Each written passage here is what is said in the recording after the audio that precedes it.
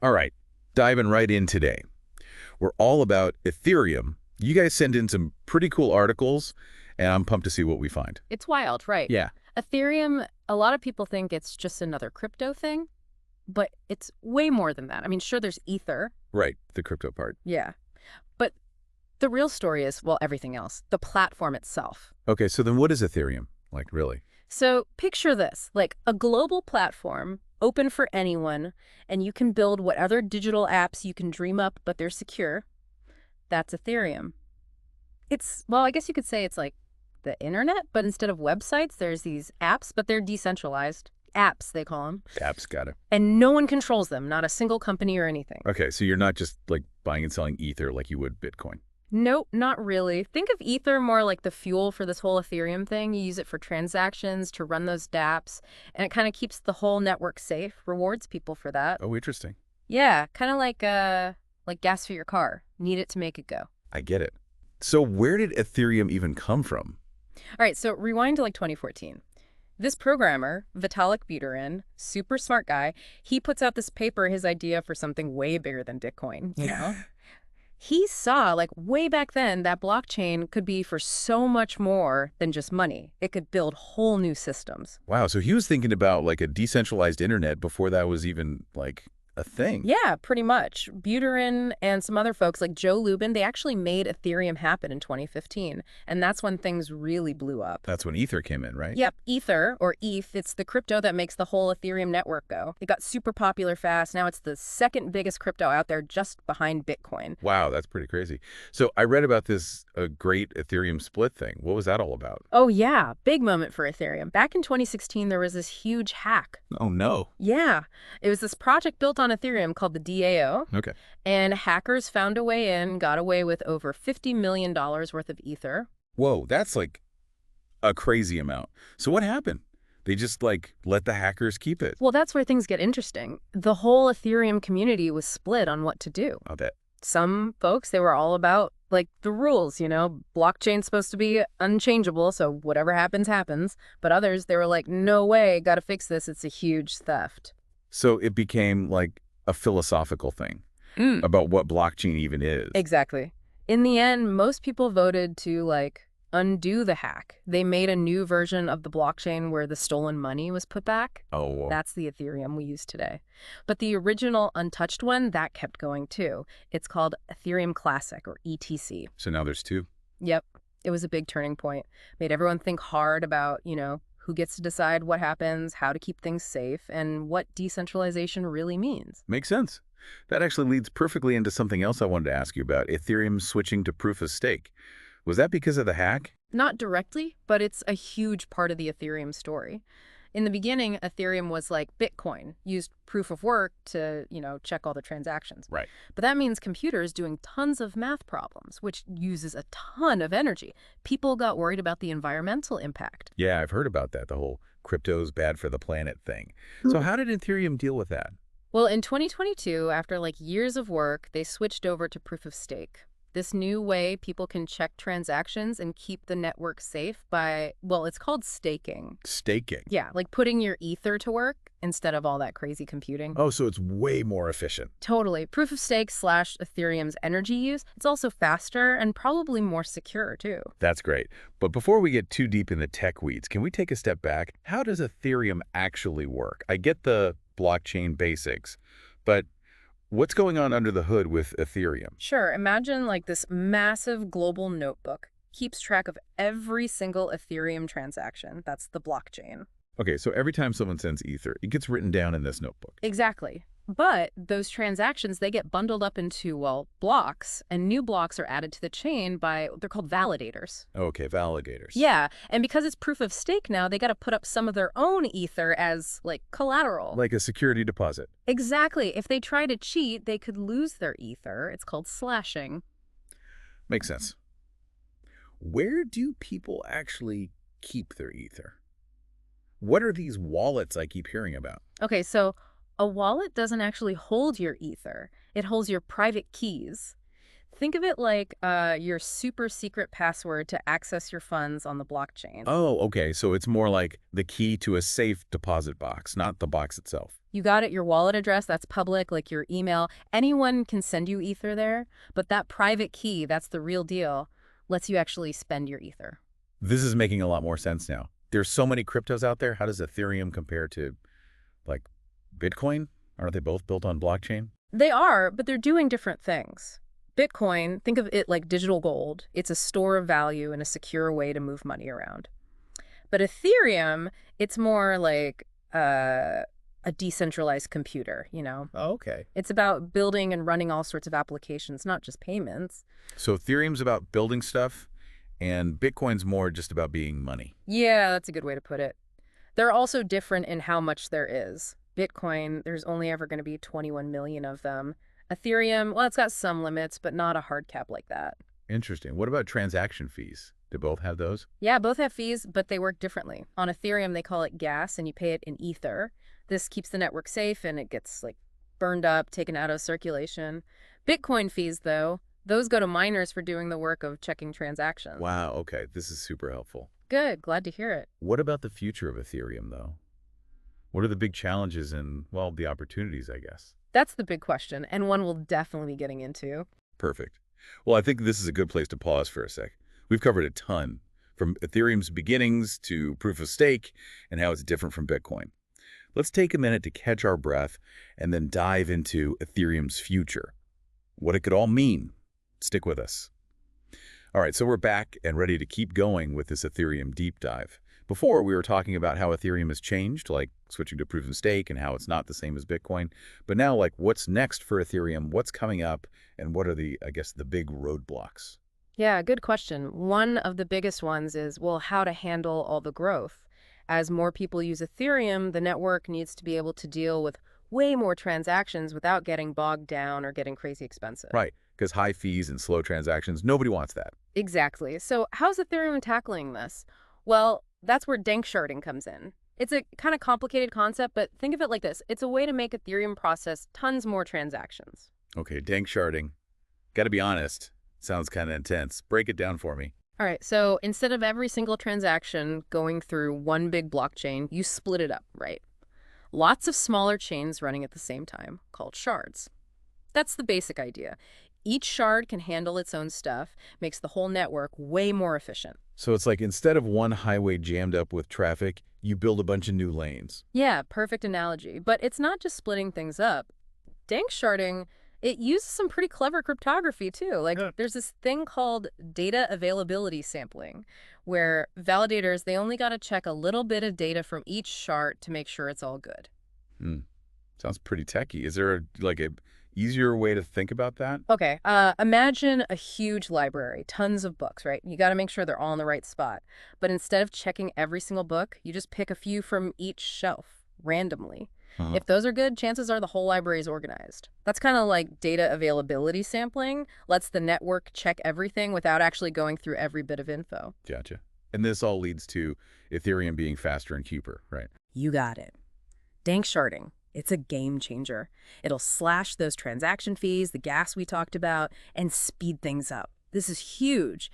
Opens up Ethereum to way more people, and it can handle even more complex apps. This is sounding really promising. When can we expect this danksharding thing to be, like, fully up and running? Well, it's being worked on right now. Top priority for the Ethereum devs. Remember the Denkin upgrade we mentioned before? That actually started proto-danksharding, a big step towards the full thing. It's a massive project, but the payoff is going to be huge. It sounds like danksharding can make some wild stuff possible. But besides just scaling up, what's Ethereum actually being used for out there in the real world? Oh, the possibilities are practically endless. One area that's exploding right now is gaming. Games that are built on blockchain tech like Decentraland and Axie Infinity, they're giving players actual ownership of their stuff in the game. So instead of just earning, like, virtual items, you really own them. How does that work? So those items, they're represented by NFTs, non-fungible tokens. They're unique, can't be copied, and they live on the Ethereum blockchain. Think of them like digital collectibles. You can buy, sell, trade them, just like physical ones. So it's like those rare items you get in a game, you can actually sell them to other players for real money. Yeah, That's the idea. This whole digital ownership thing, it's shaking up the gaming world big time. Players have more control, and it creates new ways to, make money and build communities. That's super cool. And I bet this digital ownership idea goes way beyond just games, right? Oh, absolutely. Finance is another big one. Ethereum's like the leader in this whole decentralized finance or DeFi thing.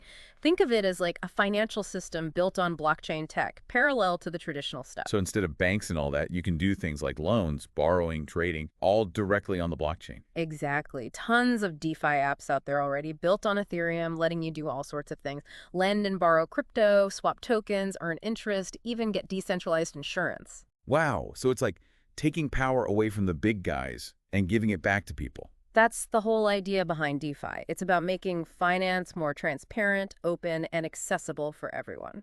Okay, this is all super interesting, but I gotta admit, kind of mind-blowing too.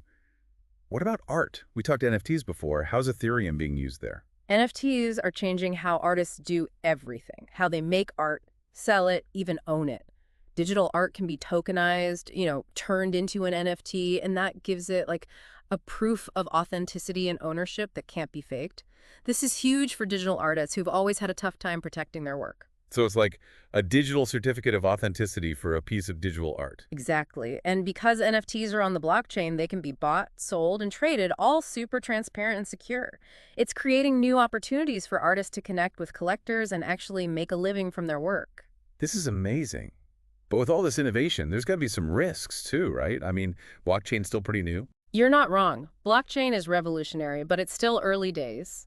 Definitely challenges to figure out, risks to be aware of. Like what? What are some of the big worries? Security is always a top concern. Remember that DAO hack? Smart contracts, the code that runs dApps, they can have bugs, vulnerabilities.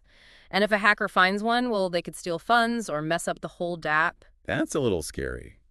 How can we make these systems safer? What's being done about that? Lots of testing and security audits, those are super important. Devs are always working on making smart contracts and blockchain apps more secure. As the tech gets better, we'll see even stronger security measures put in place. Okay, that's good to hear. What about other challenges? I've heard concerns about blockchain being bad for the environment, especially with proof-of-work systems. Is that still a problem for Ethereum now that it's using proof of stake? Great point, and that's actually a big reason why they switched. Proof of stake is way more energy efficient than proof of work. It's cut Ethereum's carbon footprint by a ton. Good to know. I'm sure there are other hurdles too, though. What about regulations? Governments all over the world are still trying to figure out this whole crypto thing. Yeah, regulation's a big deal for the whole crypto space, Ethereum included. We need clear, consistent rules so businesses know what they can do, consumers are protected, and, illegal stuff is stopped. It's an ongoing discussion between the people making the rules and the crypto community. Sounds like there's still a lot to work out there. Yeah. But looking ahead, what do you think about Ethereum's long-term potential? Where do you see this tech going? Ethereum could really change so many things.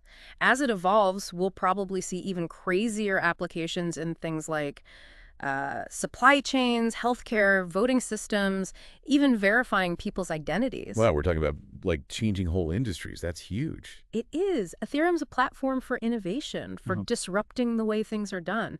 We're already seeing it change how we think about money, art, games, even how we make decisions.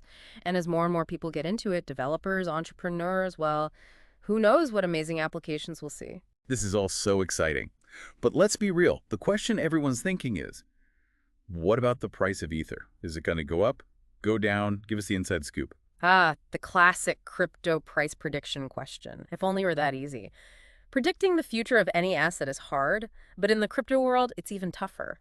Come on, you must have some insights. Everyone wants to know if Ether's going to make him rich. I get it, but I can't give financial advice, sorry. Crypto markets are super volatile. They go up and down all the time. It all depends on so many things, regulations, how people are feeling, new tech, even what's trending on social media. It's a wild ride. Okay, fair enough. No financial advice. But can you at least give us a sense of, like, what's going on in the market right now? What's affecting the price of Ether? Well, one of the big things is how much the Ethereum network is growing. The more people using it, developers building on it, companies adopting it, the more demand there is for Ether. And that usually pushes the price up. So basic supply and demand, right? But wouldn't the fact that there's no limit to how much Ether can exist mean it's worth less than Bitcoin, which has a fixed supply? That's a good point, and people debate this a lot. While Ethereum doesn't have a hard cap like Bitcoin, There are practical limits to how much new ether is created each year. Plus, remember those gas fees? They get burned, meaning they're gone forever, so that actually reduces the supply of ether over time. Oh, right. So those fees, they actually help control how much ether there is. Yep, they do. Another thing that affects the price is when new features and upgrades get developed, like that dank sharding we talked about. Those improvements, they make Ethereum more attractive to users and investors, which can increase demand, and, well, you know what that means for the price. Right, price goes up. Yeah. So if Ethereum keeps innovating and getting more popular, it's reasonable to think that Ether's value could increase. It's definitely possible, but it's super important to remember there are no guarantees in the crypto world. Risk and volatility, they're part of the game. Right? Always do your research, know what you're getting into, and never invest more than you can afford to lose. Solid advice. Couldn't have said it better myself. Now, for anyone who's curious about the current value, as of May 24th, 2024, one Ether was going for around $3,735. But remember, that price can change like crazy, even within a day. Noted. Wow, we've covered a lot today. Ethereum is clearly a powerful platform with, the potential to change so many industries. There are challenges for sure, but it's also making some amazing progress. It's an exciting space to follow, and it feels like we're really just at the beginning of something big. Well, on that note, let's take a sec to, process everything, and then we'll come back for our final thoughts. We'll wrap up our Ethereum deep dive with some key takeaways and leave you with something to think about. Stick with us. And we're back. One last time for our Ethereum journey. Man, we've been through a lot, huh? From the very beginning of Ethereum all the way to that crazy dank sharding thing, NFT games, and even decentralized banking. It's pretty amazing to see, right? How Ethereum went from this idea in a paper to an actual thing changing the world. It is. So before we wrap this whole thing up, let's break it down for everyone listening. What are the big things to remember about Ethereum, even if you forget all the techie details? Okay, so number one, don't forget, Ethereum is so much more than just some crypto. It's like the foundation for building a whole new world of apps, but decentralized, you know? And those apps, they could change industries in ways we haven't even thought of yet. It's like the starting point for a whole decentralized future. Exactly. And number two, Ethereum's not just sitting there. It's always changing, getting better. That switch to proof of stake and building dank sharding, it shows that they're serious about tackling the tough stuff. So it's not like a finished thing. It's still getting better all the time. Right. And number three, Ethereum is already out there making a difference. NFT art and games, those DeFi platforms, we're seeing real examples of how this tech is changing how we do things, how we interact. It's like watching the first steps of a tech revolution. But like any revolution, got to wonder how it'll change society, right? Absolutely. And that brings us to a final thought for everyone listening. What if this whole decentralized future isn't just about the tech, but about changing how we think about organizing ourselves as people, as a society? Whoa, okay, I'm interested. What are you thinking? Think back to those DAOs, those decentralized autonomous organizations we talked about. They're like a whole new way for people to work together, make decisions, run things, but without all the traditional top-down structures. So you're talking about organizations run by code, by agreement, not by CEOs and boards. Yep. Imagine companies, communities, even whole cities governed by systems that are transparent, automated, but they actually give individuals more power, and everyone has a say. That's kind of both exciting and a little scary, It's like something out of sci-fi, but it's actually happening. It's a big change, for sure. And like any big change, there's going to be uncertainty. But it also could be a huge opportunity to make things more fair, more open, more collaborative. Wow, that's a lot to think about. Yeah. So as we wrap up our Ethereum deep dive, what's your parting advice for everyone? Keep learning, keep exploring, that's all I can say. The world of Ethereum is massive, and it's changing every day. There's so much out there to learn, developer docs, forums, websites, it's all there. Like a whole universe of knowledge just waiting to be discovered. Perfect way to put it. And hey, if you find something really cool, something that blows your mind, let us know. The best thing about this tech is that it's open. Anyone can access it. It's up to all of us to shape what it becomes. That's a great way to end things. Thanks for joining us on this incredible deep dive into Ethereum. And until next time, keep on exploring.